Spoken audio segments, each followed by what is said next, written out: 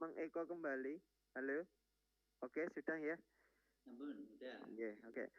Bapak Ibu, untuk pertemuan yang ketujuh, ini nanti materinya adalah penokohan atau pengcastingan. Nanti monggo untuk selanjutnya saya serahkan sepenuhnya pada Pak Siti yang ada di studio broadcasting. Adapun untuk informasi-informasi lebih lanjut terkait dengan kegiatan ini nanti akan kami sampaikan di akhir pertemuan ini. Oke, Pak Siti, halo. Selamat pagi, Pak Siti, studio. Cek. Selamat pagi, Pak Emen. Oke, mengeko Pak Siti. Baik. Ekonya terlalu. Mengeko Pak Siti. Selamat pagi, Bapak Ibu yang saya hormati. Assalamualaikum warahmatullahi wabarakatuh. Semoga kesehatan dan kebahagiaan ada pada Bapak Ibu semua dan saya. Bapak Ibu peserta Fitcon pada pagi hari ini yang saya hormati, sesuai jadwal kita akan bincang-bincang tentang pemilihan tokoh atau pengcastingan. Namun pada hari ini hanya pada topik pemilihan tokoh, kiranya boleh kami nanti akan juga menyampaikan materi untuk pertemuan yang ke-8, yaitu tentang rias dan busana. Jadi kita nyuplik pertemuan berikutnya, selain pemilihan tokoh, kita cuplik atau kita menyinggung sedikit tentang rias dan busana. Sebagai kehormatan pada pertemuan virtual pagi ini akan kami serahkan kepada Mas Didi Ninidawa untuk memulai berbicara tentang penokohan dan rias busana. Atau bisa kita bagi setelah kita berbicara tentang penokohan atau casting, nanti sesi berikutnya kita singgung rias busana. Kepada Mas Didi kami persilahkan. Pak Siti curang ini Pak Siti, saya duluan. Terima kasih. Kalau berbicara masalah penokohan, saya rasa sudah banyak yang paham, karena kalau kita sudah biasa membawakan sebuah sendera tari, pasti tahu bagaimana memilih karakter, ya. Jadi secara garis besar, kalau di dalam sebuah pertunjukan, karakter itu terbagi dari dalam beberapa bagian. Kalau misalnya kita paralelkan dengan tokoh dalam pewayangan, misalnya tokoh karakter yang putra, laki-laki, itu pasti ada laki-laki yang halus, kemudian laki-laki yang agresif, kalau di pewayangan disebut beranyak, ya. Lalu juga ada yang gagah, gagah, bahkan ada yang berangasan. Ya, jadi gagah dan berangasan itu berbeda untuk peran-peran tertentu. Misalnya untuk peran kalau dalam cerita akan menampilkan tokoh perampok atau misalnya tokoh penjahat itu berangasan. Nah, nanti memang akan ada kaitannya erat dengan make up dan kostumnya. Ya. Kemudian dalam peran putri pun itu juga bisa kita bagi menjadi beberapa, antara lain yang putri yang karakternya halus, lembut, kemudian putri yang agresif, dan juga putri yang berangasan juga ada. Jadi kalau dalam pewayangan itu dibagi menjadi yang lembut halus itu biasanya disebut dengan luruh. Mungkin kalau yang teman-teman dari luar Jawa sekalian bisa belajar tentang perbedaan karakter yang kita paralelkan dengan karakter di dalam pewayangan. Ya, kalau pewayangan itu ada karakter luruh, lembut, ada karakter beranyak itu atau agresif, kemudian ada karakter juga yang keras, sangat. Jadi itu secara garis besar. Tapi kemudian ada juga yang disebut karakter-karakter khusus. Karakter khusus itu meliputi misalnya membawakan karakter tua, kemudian misalnya yang membutuhkan riasan spesial, misalnya akan menggambarkan orang yang cacat, cacat muka, ada bekas luka, atau mungkin tangannya hanya satu. Nah, itu bisa termasuk dalam pemilihan karakter. Tapi bagaimanapun juga pemilihan karakter itu harus disesuaikan dengan ceritanya, ya. Jadi ceritanya dahulu, kemudian nanti dalam cerita itu didukung oleh beberapa karakter. Kita buat listnya. Misalnya sebagai contoh menggambarkan sebuah kerajaan. Kalau kerajaan kan pasti ada tokoh raja. Nah, raja juga harus dipilih. Rajanya itu raja yang lembut, atau raja yang gagah, atau raja yang berangasan. Itu juga harus dibedakan. Karena kalau di dalam tari nanti kaitannya dengan gerak juga, dengan dialog, ataupun dengan lagu yang akan dibawakan. Ya, jadi itu hal-hal yang pokok perlu diperhatikan.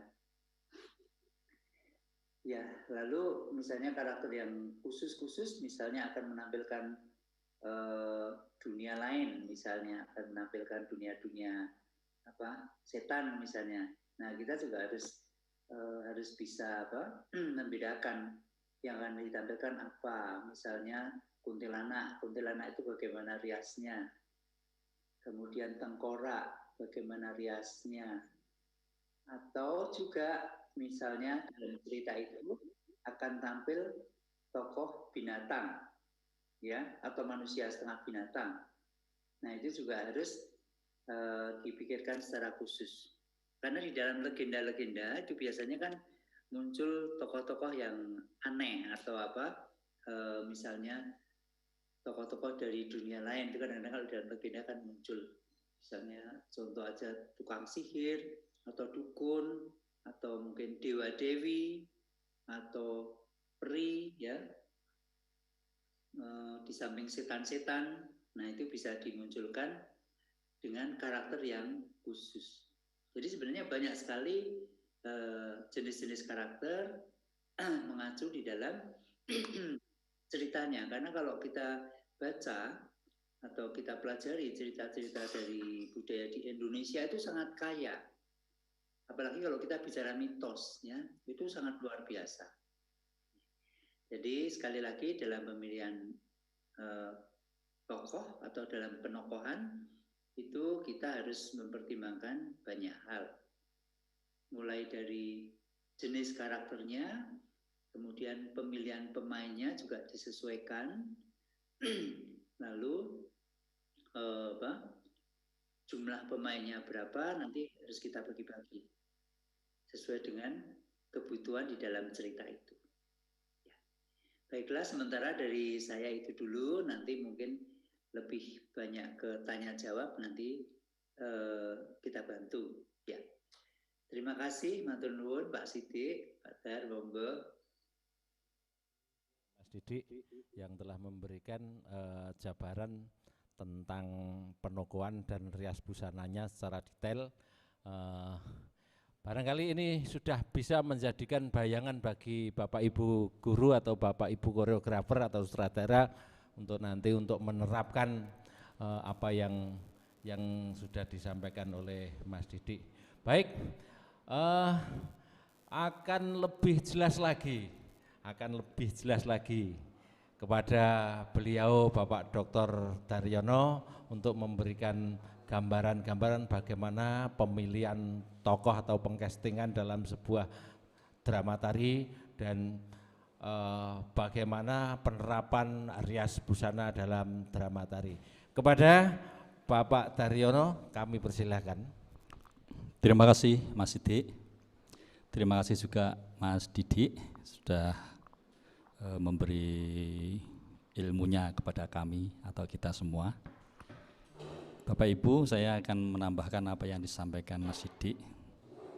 Oh ya, tadi Mas Didik menyampaikan beberapa klasifikasi atau penggolongan tentang karakter. Itu terjadi memang di Jawa. Mungkin di luar Jawa belum ada atau tidak ada ya. Jadi bisa Bapak Ibu yang di luar Jawa langsung bisa ada pembelajaran, ada pengalaman, ada pengetahuan atau informasi tentang karakter-karakter tadi. Saya menambahkan tadi Mas Didik memberi contoh misalnya akan mengcasting seorang raja.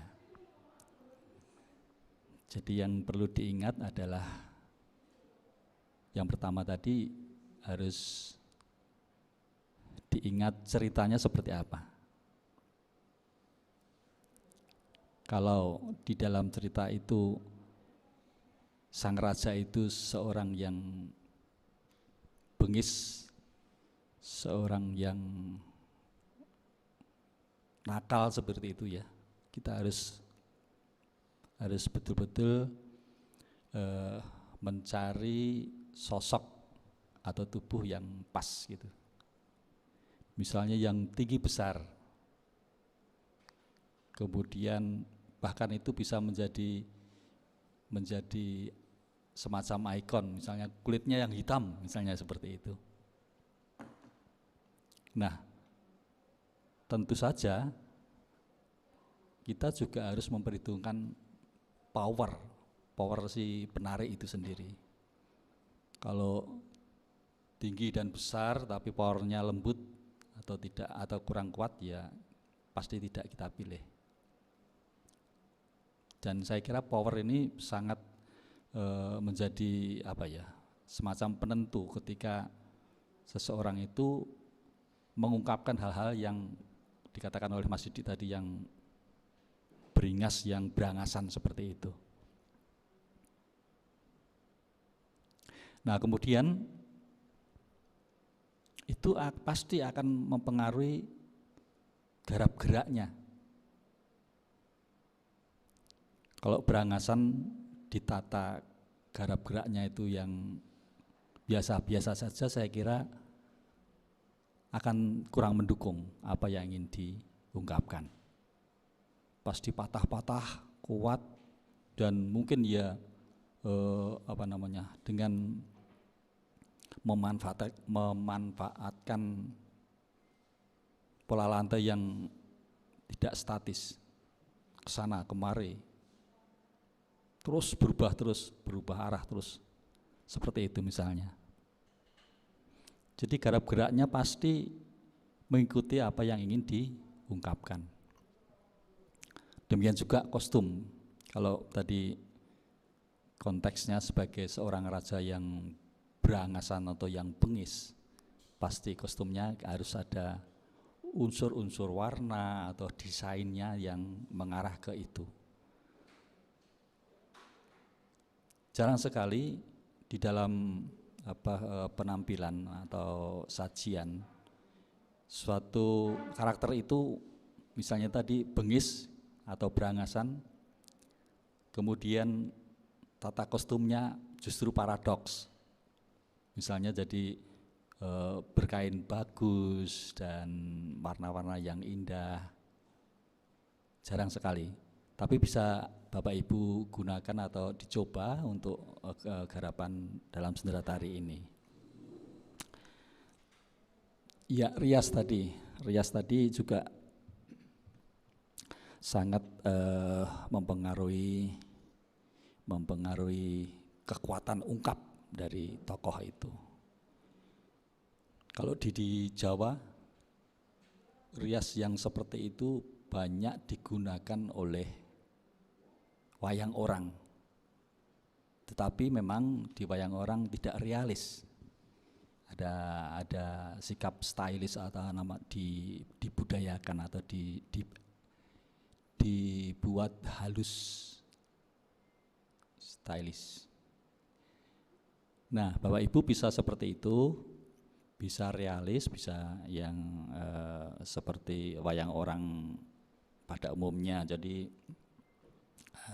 tidak realis atau semi realis. Kemudian kalau ya menyinggung sebentar atas sedikit, mungkin juga tadi kalau bengis atau berangasan itu disampaikan dengan semuanya tadi, ada power gerak-geraknya yang begitu dinamis, kemudian kostumnya yang sangat kuat dan menggigit gitu. Juga tidak lepas juga nanti garap iringan ya, garap musiknya. Musiknya kalau itu indah ya pasti tidak atau kurang mendukung. Demikian juga nanti kalau ada vokal harus dipilih vokalnya yang kuat. Kalau ada dialog atau monolog juga harus yang kuat. Tadi powernya harus kita pikirkan baik-baik. Sementara itu dulu Mas Didik, saya kembalikan. Matur nuwun. Oke, terima kasih Pak Taryo. Penjelasannya untuk memproporsikan seorang tokoh dengan rias busana yang sesuai dengan harapan bagi sutradara atau koreografernya. Baik Bapak Ibu, saya meskipun sedikit juga akan menambahkan, dan nanti yang terakhir mungkin Bu Ruli akan menyampaikan juga tentang pengcastingan atau rias busananya. Bapak Ibu, sesuai dengan tugas atau job kita pada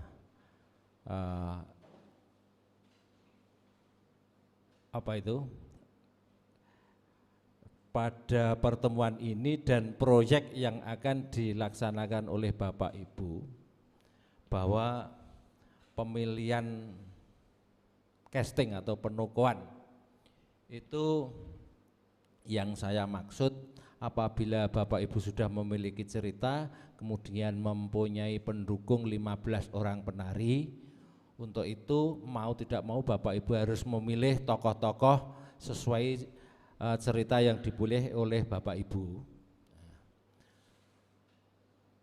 Sesuaikan cerita itu dengan pendukung yang telah Ibu pilih, sejumlah 15 penari tersebut.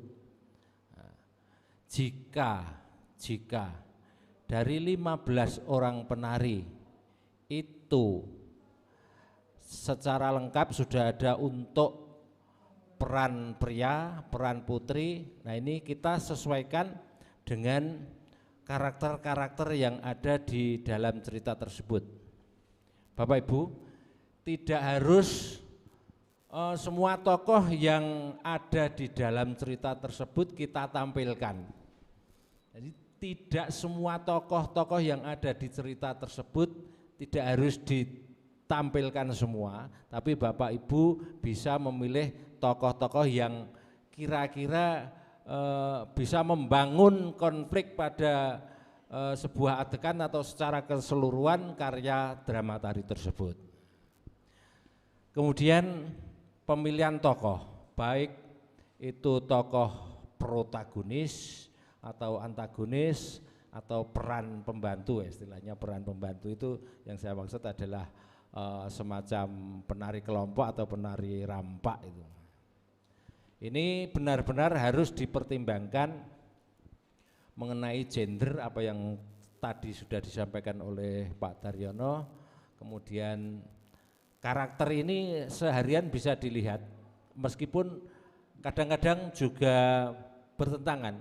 Kadang-kadang anak atau siswa itu kesehariannya halus, tapi kalau bermain karakter, bermain tokoh ini bisa menjiwai, bisa juga menjadi seorang tokoh yang keras.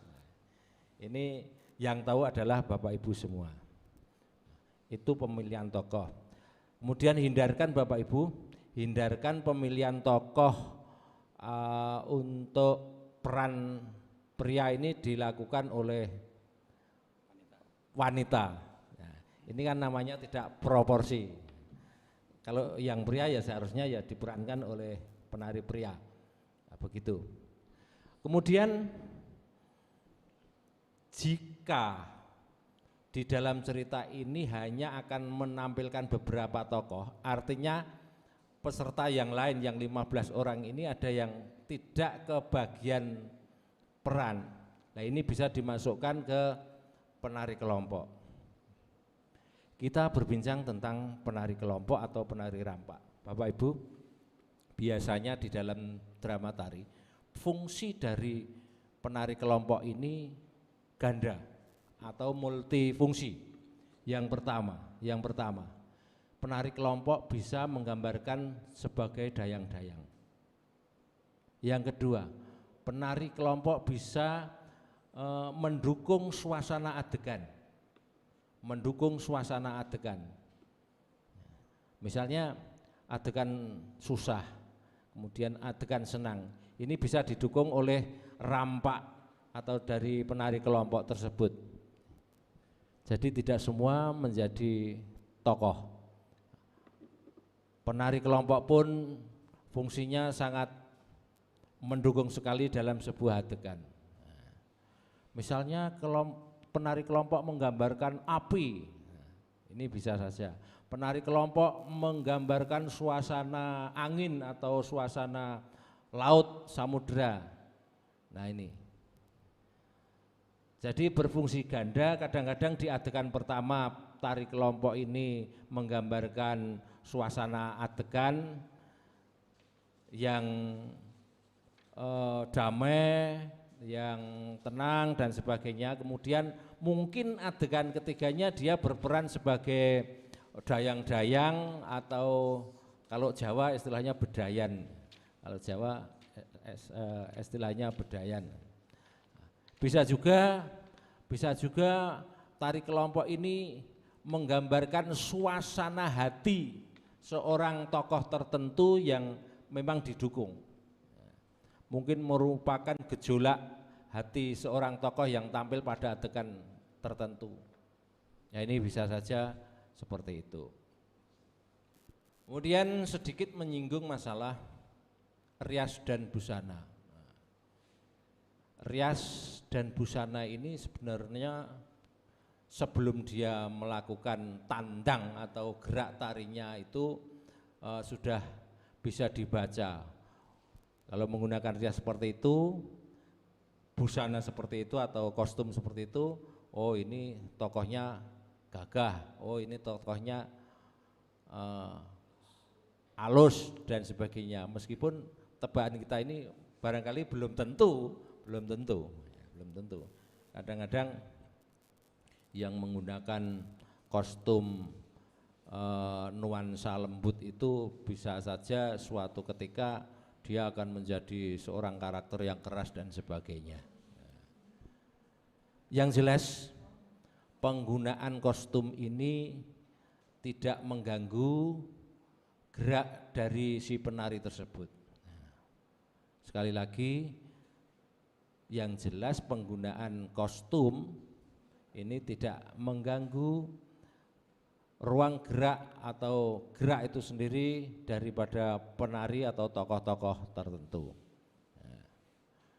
Begitu Bapak Ibu, mudah-mudahan apa yang saya sampaikan akan menjadi terang bagaimana memilih tokoh atau memilih peran dalam cerita yang Bapak Ibu ambil. Sekali lagi, tidak semua penari menjadi seorang tokoh, tetapi bisa dipilih. Mungkin dalam satu karya drama tari hanya menampilkan 4 tokoh utama. Begitu Bapak Ibu, barangkali ada yang akan menambahkan sebelum kita buka sesi tanya jawab. Pak Didi, ada penambahan tentang hal ini?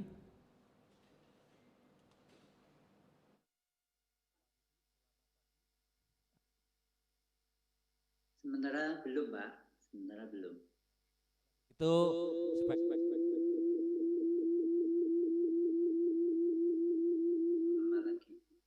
setuju Pak Daryo? Kita buka sesi tanya jawab. Silakan Bapak Ibu untuk menyampaikan pertanyaan-pertanyaan. Sebelum kita membaca chat, kita utamakan yang mengangkat tangan dulu untuk menyampaikan pertanyaannya.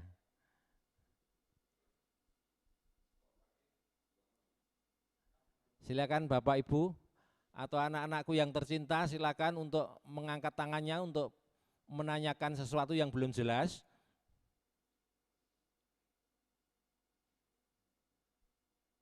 Angkat tangan. Baik, kalau tidak ada, kita perhatikan pertanyaan lewat chat.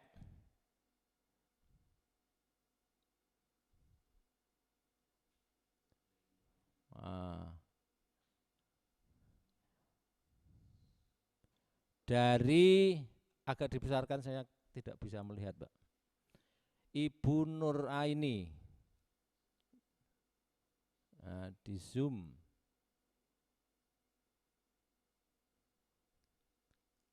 Harap sabar Bapak Ibu.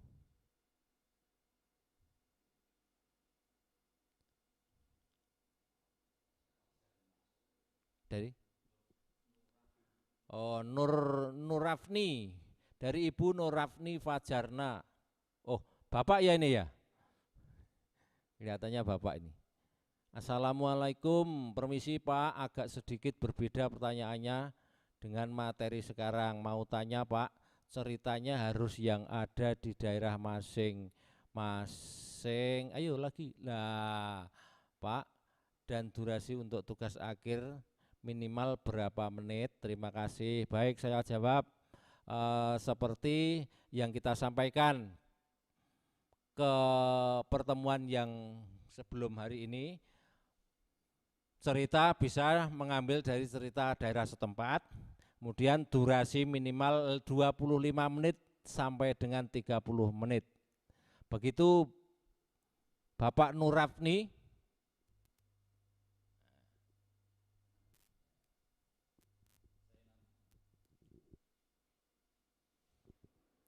Saya menambahkan, Saudara Nurafni, pertanyaan Saudara Nurafni seakan-akan mengharuskan cerita itu harus dari daerahnya masing-masing.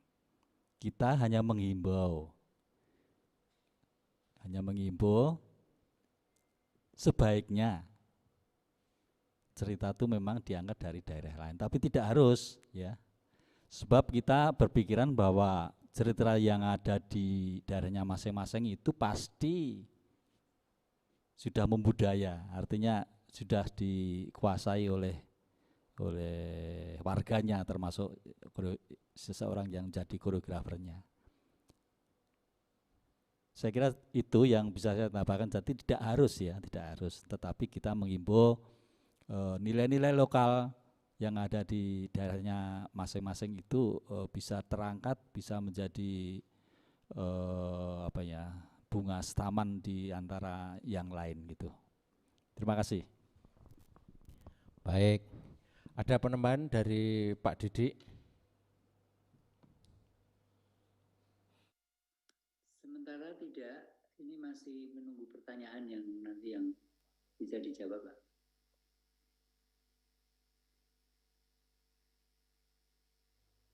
Atau mungkin saya menjawab ini yang ada pertanyaan dari Pak Sudarno, untuk jumlah penari apa harus 15 atau boleh lebih, karena muridnya ada 18 yang ingin ikut. Bolehkah penari rampak juga berperan sebagai tokoh? Kalau berperan double itu yang dipertimbangkan adalah ganti kostumnya memungkinkan tidak, sangat mungkin mau berperan double, tapi sebaiknya kalau tokoh utama lalu akan double dengan peran penari rampak, itu biasanya akan kesulitan dalam berganti kostum secara teknis. Dan juga kalau ada tokoh utama, memang dalam sebuah drama tari itu yang harus diutamakan. Sementara mungkin itu Pak Sidik.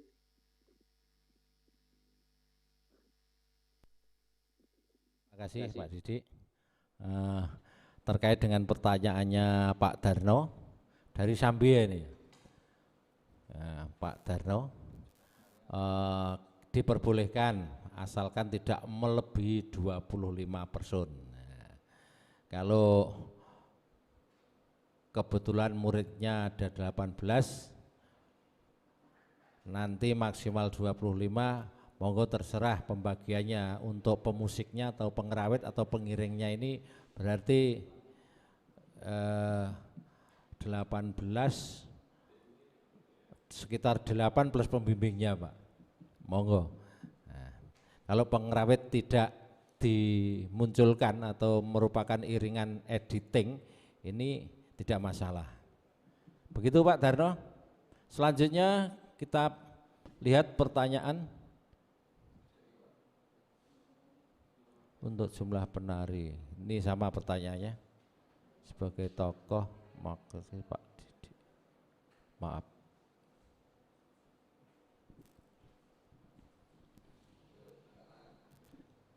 Silahkan angkat tangan. Saya ingin mendengar suara merdu dari Bapak Ibu.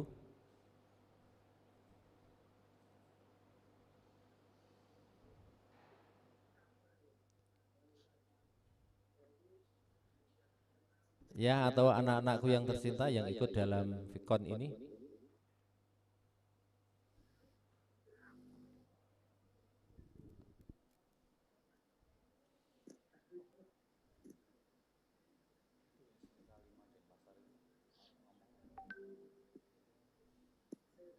Ibu Tika dari Surabaya, SMK 12, ada pertanyaan Bu Tika? Atau Dimas Abing? Ikut tidak ini Abing? Pak Abing? Tidur, Pak. Oh. Sebenarnya ikut, dia bimbing juga, cuma belum hadir. Oh iya. Ya. Yang lain dari SMK Kasihan Bantul? SMK Kasihan Bantul? Hadir? Ya, silakan Pak Agus. SMK Negeri 1 Bantul. Nah.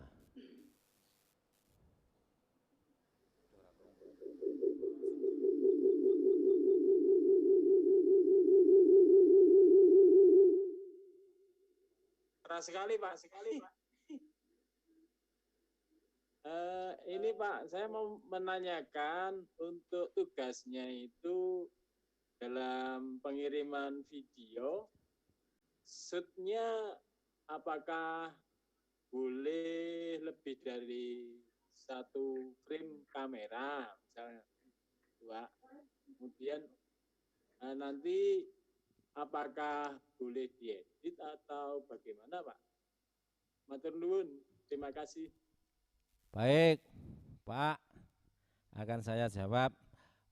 Kita sudah sepakat bahwa teknik pengambilan videonya ini satu tempat artinya tidak menggunakan edit, tapi teknik zoom bisa masuk Pak. Begitu, nggih Pak Didi, Pak Daryo. Pak Sidik, suaranya.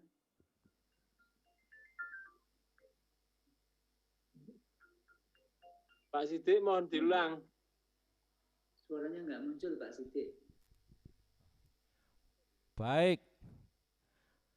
Bisa kedengarankah Pak suara saya? Pak Agus? Belum keluar Pak suaranya. Suaranya Pak Sidik. bisa didengar? Atau menggelegar? Bisa didengar Pak Agus? Pak Agus? Halo Mas Didi. Bisa mendengar saya? Suaranya tidak Kalau muncul. saya, ya Pak Sidik nggak muncul ya? Iya. Kalau saya dengar Pak Didi. Oh, Iya, dengar ya? Dengar. Saya Baik. Terima kasih. Itu maskernya kok di sini, Pak? Sidik, suaranya nggak muncul. Halo. Baik, Pak. Pengambilan video satu tempat tidak boleh gonta-ganti dan tidak edit, tapi teknik zoom bisa, Pak. Jadi kita mengamatinya nanti bisa jelas. Begitu ya Pak Agus? Pak Agus? SMK Kasihan Bantul. Bisa diterima suara saya Pak? Mulai. Kalau belum jelas nanti bisa ditanyakan lewat grup. Begitu nggih? Pak Sidik, suaranya tadi lama tidak muncul, Pak. Kok suaranya nggak muncul? Lama sekali tadi. Cek, tes. Juga ya. Oh lah itu tanda mati kok. Nggak dengar juga ya Pak Agus tadi. Bisa didengar Pak Agus? Pak Agus, halo. Baik, nanti chattingan aja Pak, lewat grup. Nah, kita berlanjut ke pertanyaan berikutnya. Mau nanya musik pengiring boleh kombinasi, silakan. Ibu dari SMK 57 Jakarta, ada pertanyaan musik pengiring boleh kombinasi, silakan. Silakan dikombinasi dengan apa boleh. Pak Daryo akan menambah biar nggak bosan dengan suara saya. Selanjutnya kalau ada pertanyaan Mas Sigit untuk di scroll lagi. Pak Emen ada pertanyaan? Loh kok malah Pak Emen yang saya tanya. Halo Pak Sidik. Masuk Pak Sidik. Ya oke. Saya hanya cek Pak, mendengarkan tidak gitu. Untuk yang Pak Nur Afni, ya. Pak Nur Afni tadi yang belum terjawab waktunya Pak, durasi waktunya belum terjawab. Berapa menitnya? Kayaknya sudah. Baik, saya ulangi. Durasi waktunya minimal 25 menit, maksimal 30 menit. Ya, itu Pak ya. Itu personilnya. Ya. 25. Oke, kemudian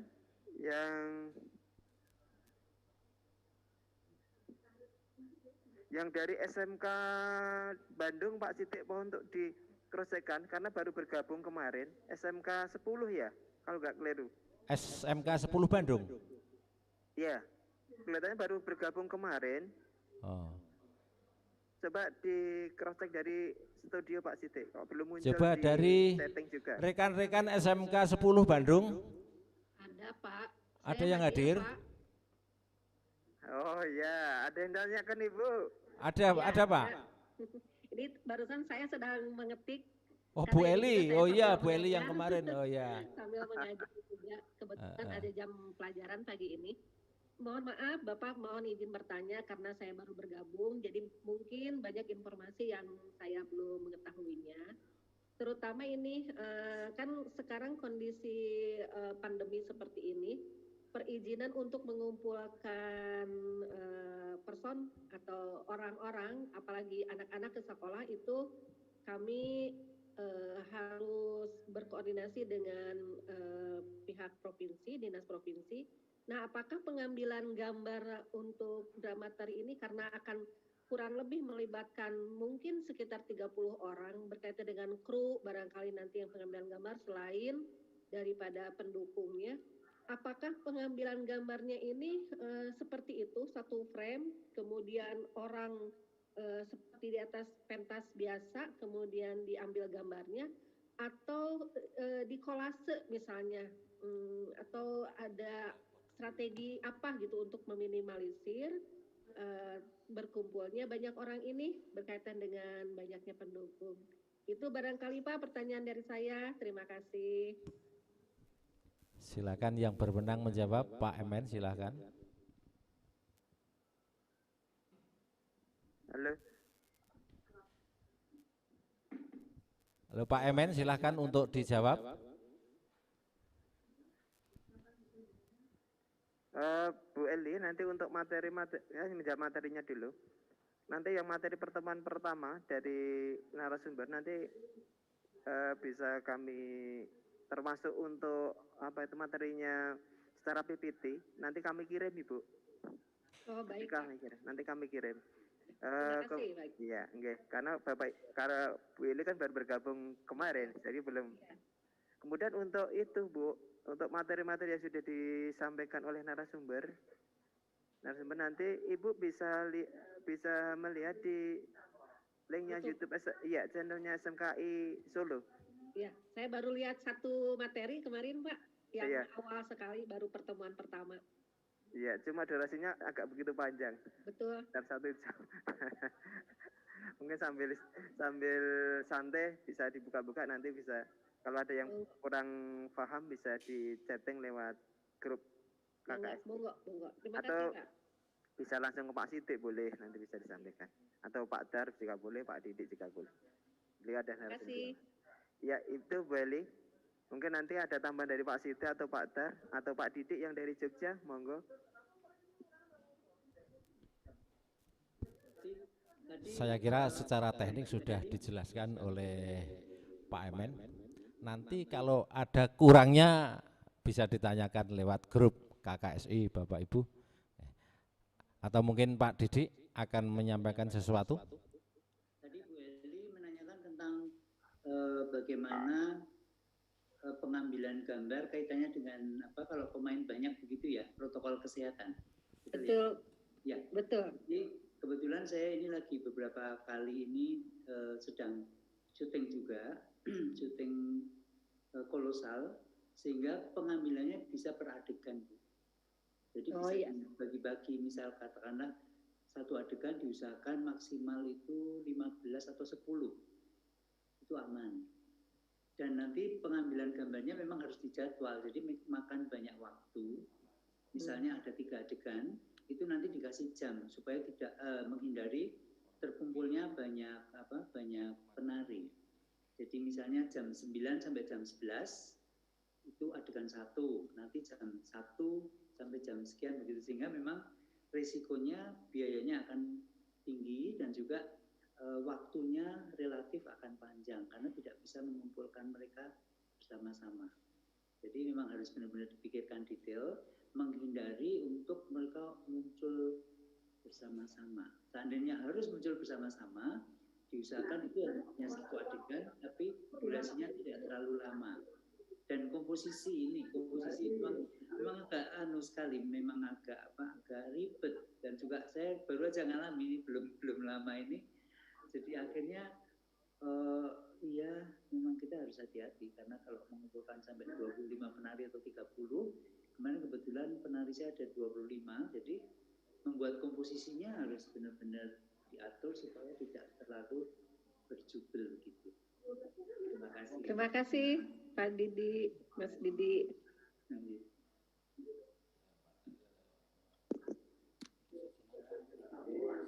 Terima kasih Bu Eli. Langsung ke Pak Sidik yang ada di studio broadcast.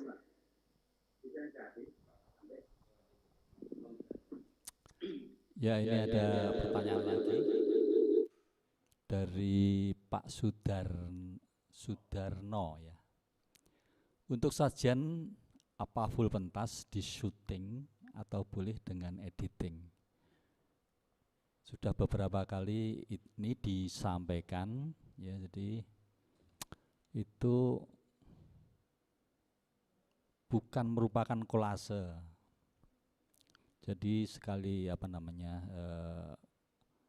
kita harus satu tempat saja gitulah, intinya itu.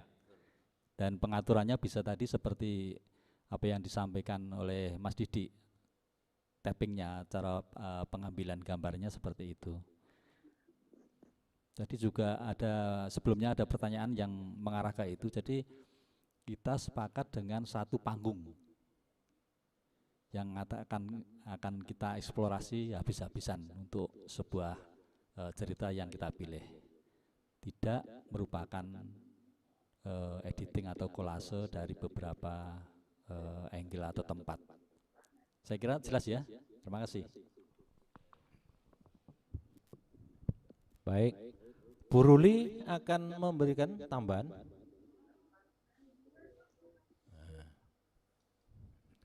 Kita lihat pertanyaan lagi kalau ada, Mas Sigit atau Mas Rifki.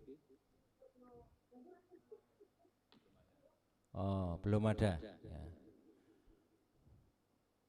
Kalau sudah mentok tidak ada pertanyaan. Itu dari Pak Sudar, masih Pak Didik, Pak. Oh, ya. Tidak ada pertanyaan.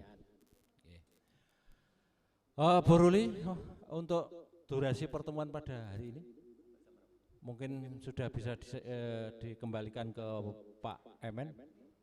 Baik Pak Emen, untuk pertemuan Maya hari ini mungkin bisa diakhiri atau ada hal-hal yang perlu disampaikan kepada peserta, kami serahkan kepada Pak Emen.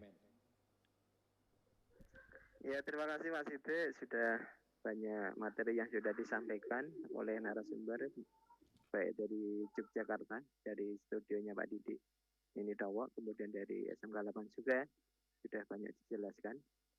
Saya hanya menggarisbawahi saja seperti yang disampaikan tadi terkait dengan beberapa pertanyaan kaitan dengan apakah lokal jenis tidak. Jadi harapannya seperti yang disampaikan Pak Dar tadi atau Pak Didik itu kalau dimungkinkan lokal jenis yang diangkat ya itu akan lebih baik. Tapi kalau seandainya lepas dari lokal jenis pun juga tidak apa-apa sesuai dengan juknis yang dari pusat.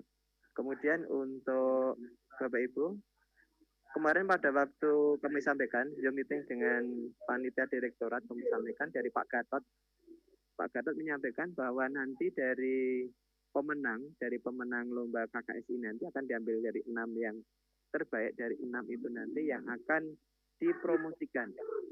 Yang ke-6 peserta juara lomba KKS Senderatari itu yang akan dipromosikan ke KBRI yang ada di Asia maupun yang ada di Eropa. Kemarin seperti itu yang disampaikan Pak Gatot. Jadi harapannya tampilan-tampilan yang dari Bapak Ibu semuanya, tugas akhir yang Bapak Ibu susun dan garap itu nanti betul-betul bisa mewakili sebagai bentuk bahwa itu karya dari anak bangsa Indonesia dan nanti bisa dipromosikan ke KBRI yang baik yang ada di Eropa maupun yang di wilayah Asia Tenggara. Itu informasi dari Pak Gatot kemarin seperti itu.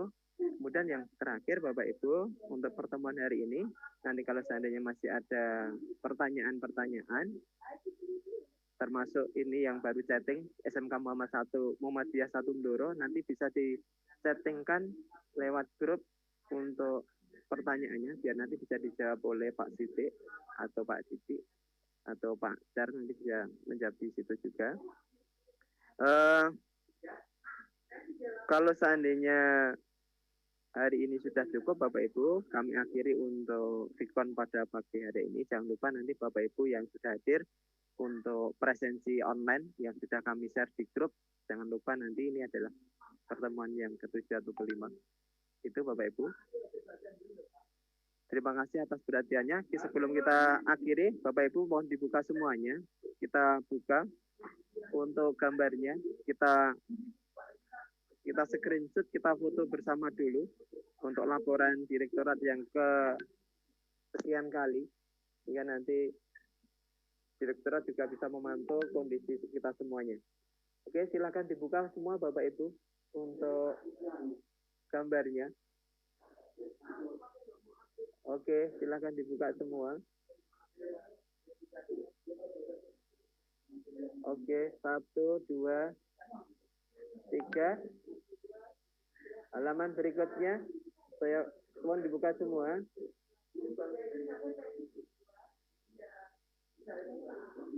2, 3. Oke, Bapak Ibu. Terima kasih Pak Didik, terima kasih Pak Ter, Pak Sidik dan Bu Ruli yang ada di studio SMK 8 dan Yogyakarta. Nanti kalau ada hal yang perlu disampaikan lewat chatting kami matur pada Bapak Ibu semuanya. Terima kasih, selamat pagi, selamat beraktivitas untuk pagi hari ini. Matur nuwun. Assalamualaikum warahmatullahi wabarakatuh.